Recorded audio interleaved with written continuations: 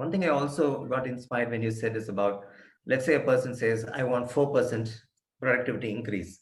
This is too narrow sometimes, or even what is a problem statement when people say this kind of things.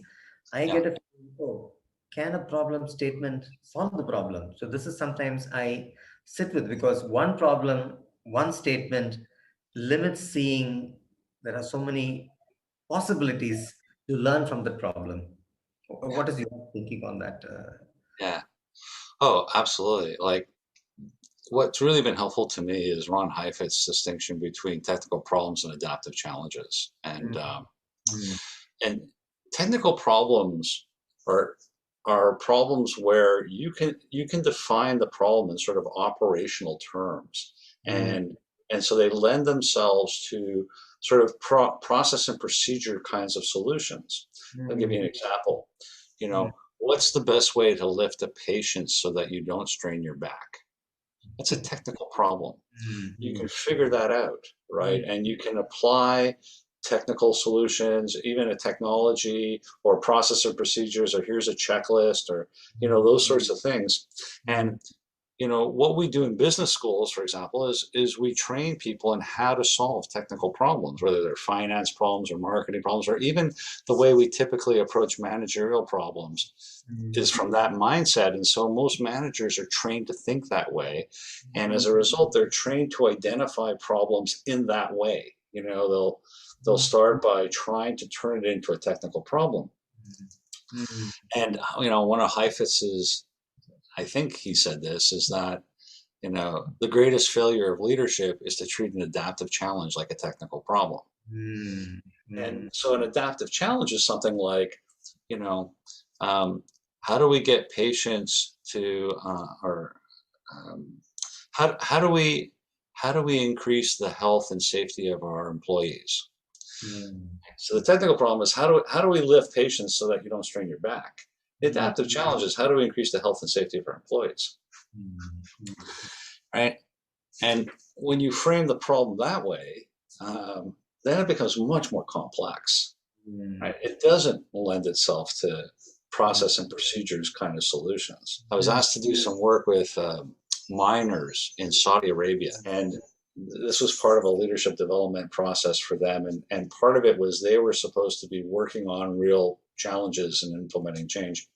mm, And one of them was mine safety. And mm, they had had a lot of problems getting their miners to uh, act in more safe ways. They had safety accidents, and it was too high, and they were supposed to drive it down. And so they had been treating this, because they're engineers, like a technical problem, right? Like search for best practices, set up a lot of policies and rules and procedures, try to drive this down through the organization, and it wasn't working. And the big issue was that all these policies and procedures added more time and effort to the work that the workers had to do, and they didn't want to do it.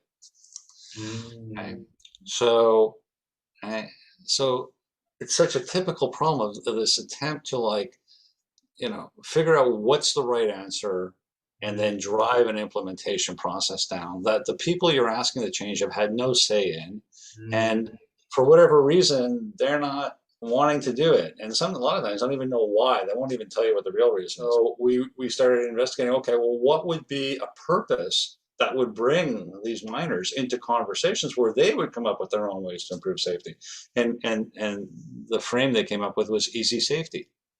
How do we get Mm, easy safety? Right? That became their generative image. yeah. They make the decision that, it's their idea, and they say, great, go do it. You Mm, know? mm, mm, mm, Yeah.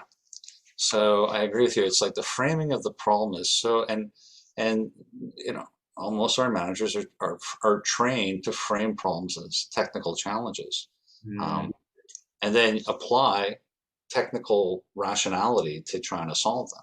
And for me, sometimes the sad part, the technical measures are set, and people performance is also measured on that. Yeah. Sometimes I feeling that is also very limiting, because I am measured on this. Yeah. Yeah. But I mean, yeah, measuring the wrong thing is not helpful, but if you can measure the right thing, it's very useful. I Yeah. think Mm, in terms of the quality of work life. Good measures are fantastic. Like if you're being measured on the right things and those measures are giving you information on how to improve, then it's like that that creates a kind of a level playing field in a sense. Like one of the examples early in my consulting career was um, telephone company I was working with. They wanted their operators to improve their customer service, but what they were measuring them on was speed of answer. That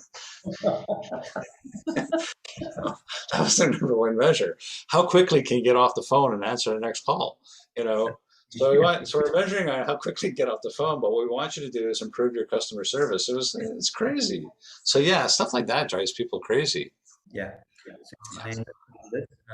So the measure is important. What we are measuring is even more important.